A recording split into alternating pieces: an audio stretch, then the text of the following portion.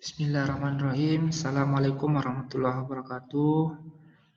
Alhamdulillahirabbil alamin wa bihi nasta'in ala umuri dunya waddin wassalatu wassalamu ala asrofil anbiya'il mursalin sayyidina Muhammadin wa ala alihi wa ashabihi ajmain.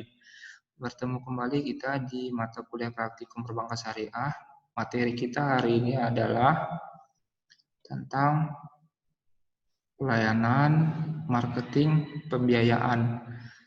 Materi ini nanti akan saya share di channel Yuk Belajar.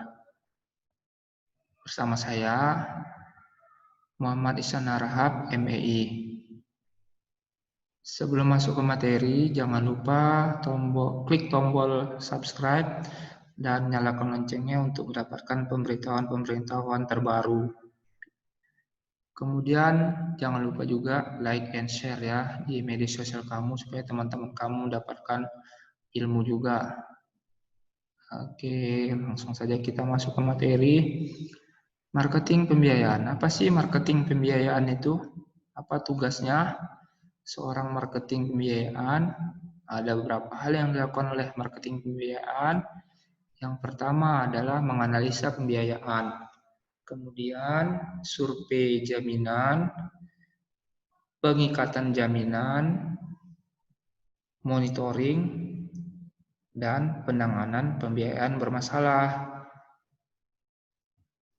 Yang pertama kita bahas adalah analisa pembiayaan. Analisa pembiayaan apa sih? Analisa pembiayaan adalah informasi yang diberikan oleh account officer atau informasi yang dituliskan oleh account officer tentang informasi tentang jenis pembiayaan, rincian pembiayaan seperti pokok, margin, dan total pembiayaan.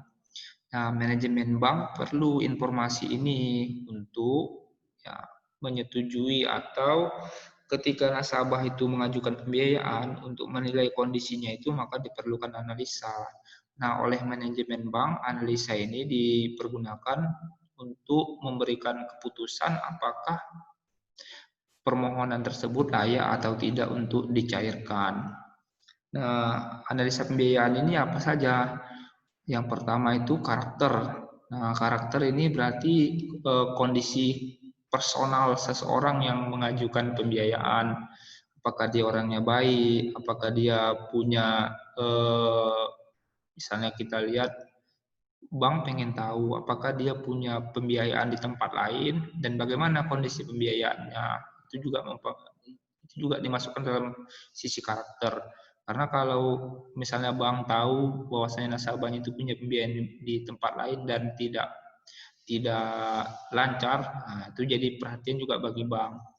Misalnya dari mana kita tahu karakter seseorang itu misalnya dia tidak jujur, ya dari kondisi pembiayaan dia di bank lain, di tempat lain. Gimana cara mengetahuinya? Nah, kita bisa melakukan atau conveyor bisa melakukan namanya BI checking. BI checking ya dari sistem informasi debitur yang dibuat oleh Bank Indonesia. Nah, di situ bisa ketahuan misalnya seseorang itu punya pembiayaan dengan kolektibilitas lancar, kurang lancar, diragukan atau bahkan macet. Nah, kalau sudah sampai macet, maka ya pembiayaan yang baru yang diajukan pada analisa ini, maka itu bisa langsung ditolak. Kemudian untuk melihat karakter juga dilihat dari, nah biasanya ketika nasabah itu mengajukan pembiayaan, dia akan mengajukan syarat-syarat. Ya syarat-syaratnya apa? Misalnya dari segi administrasinya, seperti identitasnya siapa, ya KTP-nya, KK, kartu keluarga, kemudian slip gaji, kemudian surat nikah dan lain-lainnya. Nah, kemudian selain karakter, ya capability. Capability yang adalah untuk menilai kemampuan nasabah dalam menjalani pembiayaan. Atau bisa kita katakan sanggup atau tidak nasabah itu mengangsur atau mencicil pembiayaan selama sekian tahun. Dari mana kita bisa lihat capability-nya? Yang pertama dari slip gaji misalnya. Atau kalau dia untuk usaha, perusahaan kita lihat dari kondisi keuangan, dari laporan keuangan perusahaan tersebut. Nah, jangan sampai ketika sudah berjalan, di tengah jalan, nasabahnya menunggak atau macet-macet. Nah, karena capability-nya tidak bagus. Jadi juga ini harus dianalisa oleh account officer, oleh bagian marketing. Kemudian berikutnya adalah condition. Ya, condition di sini adalah kondisi nasabah. Ya, misalnya dari segi ekonominya, apakah dia termasuk usaha yang bagus seperti itu misalnya. Kemudian bagaimana prospek usahanya, itu condition. Kemudian dari segi yang lain misalnya kondisi ekonomi di negaranya seperti apa misalnya seperti itu. Atau kondisi ekonomi saat ini misalnya kita di Indonesia seperti apa itu juga dinilai. Berikutnya ada kolateral. Kolateral ini jaminan yang diajukan oleh nasabah. Misalnya kita lihat dia menjamin kenapa. Misalnya surat tanah kah, BPKB kendaraan bermotor. Nah, itu sebagai pengikat atau pengikat antara nasabah dengan bank. Berikutnya ada kapital. Kapital ini adalah aset yang dimiliki oleh nasabah. Nasabah ya, misalnya apa? Dia punya tanah, dia punya gedung, dia punya ruko, seperti itu. Ini untuk sebagai penguat bagi bank untuk memberikan pembiayaan. Karena dengan dia memiliki aset, tentu dia dari segi kondisi keuangannya dia tergolong bagus seperti itu. Nah, kemudian tugas berikutnya adalah survei jaminan. Ya, survei jaminan ini jadi account officer harus melihat jaminan yang diajukan oleh nasabah. Misalnya apa? Ada kendaraan bermotor seperti kendaraan bermotor seperti sepeda motor, kemudian ada mobil contohnya. Nah, ini apa yang dilihat? Nah, kita lihat surat-suratnya, ya, buku hitamnya asli atau tidak, ya seperti itu. Kemudian dicek lagi nomor mesin, nomor rangka. Kemudian kondisi kendaraannya kita lihat, misalnya mesinnya masih bagus atau tidak, seperti itu. Karena ini juga menjadi penilaian bagi bank ya. Misalnya dia apakah jaminan ini bisa mengcover plafon pembiayaan yang diajukan oleh nasabah. Berikutnya contoh nasabahnya mengajukan tanah atau mengajukan bangunan, maka yang dilihat itu apa? NJOP.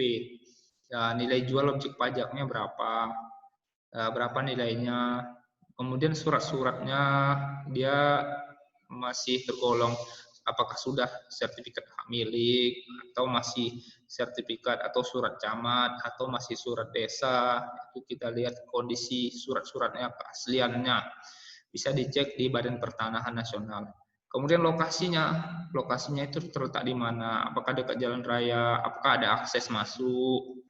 Ya, bisa kondisi tanah darat atau seperti apa? Kemudian ya kondisi tanah seperti saya bilang tadi ya, berada di kondisi apakah rawa-rawa atau tanah darat atau seperti apa kondisinya atau dekat sungai. Nah, seperti itu juga menjadi perhatian karena menjadi nilai jual juga nanti ketika misalnya ternyata pembiayaan yang bermasalah, maka jaminannya itu menjadi jalan terakhir penyelesaian nanti. Setelah survei jaminan, pencairan dan pengikatan jaminan. Nah, ini yang perlu dilakukan adalah memastikan bahwasanya nasabah itu memahami akad yang diajukan. Ya, jadi akadnya itu harus dibacakan kepada si nasabah dan kemudian tantangani. Misalnya pembiayaan murobaha. Murobaha maka nasabahnya itu harus tahu berapa plafon yang diambil, kemudian berapa margin yang diambil bank, kemudian berapa angsurannya, kemudian berapa lama jangka waktunya, seperti itu. Nah, itu yang perlu diketahui oleh nasabah.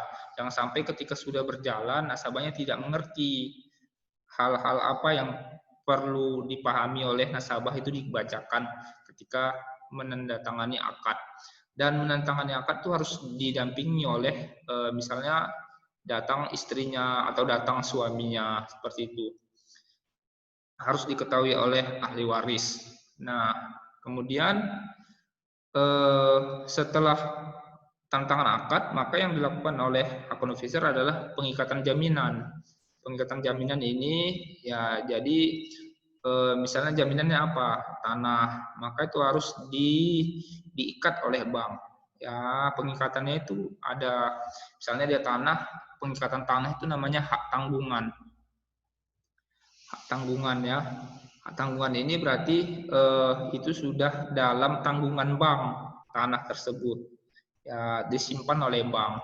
Kemudian ada lagi pengikatan jaminan itu namanya fidusia. Fidusia ini pengikatan untuk jaminan yang bergerak. Jaminan yang bergerak. Misalnya apa? Kendaraan bermotor dan tidak mungkin disimpan di bank. Maka yang disimpan itu adalah yang ditahan itu yang di apa itu adalah surat-suratnya. Nah, pengikatannya itu namanya fidusia. Kemudian cesi. Cesi ini adalah pengikatan untuk surat berharga. Ya, misalnya ada piutang perusahaan. Nah, piutangnya itu dijadikan jaminan. Maka pengikatannya itu namanya cesi. Kemudian pengikatan gadai. Gadai ini untuk barang berharga. Misalnya yang dijadikan jaminan adalah emas. Emas, maka itu pengikatannya namanya jamin gadai, jaminan gadai ya, pengikatan jaminan dalam bentuk gadai. Kemudian ada namanya SKMHT, surat kuasa menjaminkan hak tanggungan. Ini misalnya yang dijadikan jaminan adalah milik seseorang yang disetujui oleh orang lain tersebut, maka dia harus membuat surat kuasa mengagunkan hak tanggungan. Ya, itu namanya SKMHT. Kemudian monitoring pembiayaan. Nah, monitoring pembiayaan ini perlu karena untuk memastikan bahwasanya usaha atau kondisi nasabah itu berjalan bagus. Ya, hal-hal yang diperhatikan pertama ya kondisi usaha. Bagaimana kondisi usahanya? Maka kita harus datang ke tempat usahanya, kita tanya, kita lihat, kita perhatikan, kemudian kita tanya kendala dan tantangan usahanya seperti apa, apakah ada masalah, kemudian kita kasih solusi, kita kasih tips-tips usaha, itu monitoring. Jadi ada ikatan antara nasabah dengan perbankan. Jadi jangan nasabahnya itu dibiarkan berjalan sendiri, harus dimonitoring. Oke, berikutnya. Nah, ini ketika terjadi pembiayaan bermasalah. Ketika terjadi pembiayaan bermasalah, apa yang harus dilakukan oleh pihak perbankan?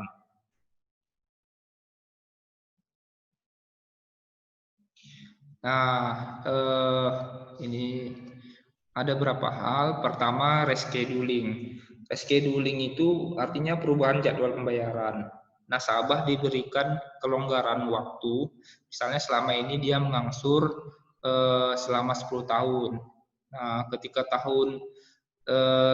misalnya tahun ke-7, misalnya tiba-tiba kondisi usahanya kurang bagus, dia tidak sanggup lagi misalnya mengangsur, angsurannya berapa, misalnya 1 juta. Maka dia mohon keringanan. Oleh itu, oleh pihak perbankan, maka angsurannya diperingan. Ya, misalnya dibikin jadi 700. Nah, dibikin jadi 700, tapi masa waktunya itu diperpanjang. Enggak lagi 7 tahun lagi, tapi ditambah. Misalnya seperti itu, tambah setahun lagi atau 2 tahun lagi. Seperti itu. Reconditioning, perubahan sebagian atau seluruh ketentuan pembiayaan, termasuk jangka waktu dan syarat lain, sepanjang tidak menyangkut perubahan saldo pembiayaan. Restructuring, yaitu perubahan sebagian atau seluruh ketentuan pembiayaan, termasuk maksimum saldo pembiayaan. Nah, itu jalan-jalan yang dilaksanakan kalau misalnya nasabahnya masih memiliki kemampuan untuk membayar.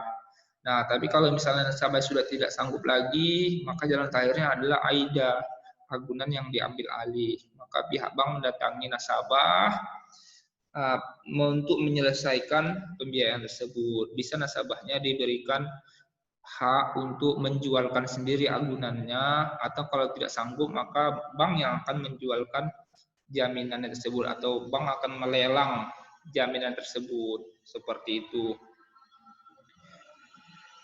Demikian penjelasan kita kali ini tentang marketing pembiayaan. Mudah-mudahan bermanfaat. Dari bila itu budaya. Assalamualaikum warahmatullahi wabarakatuh.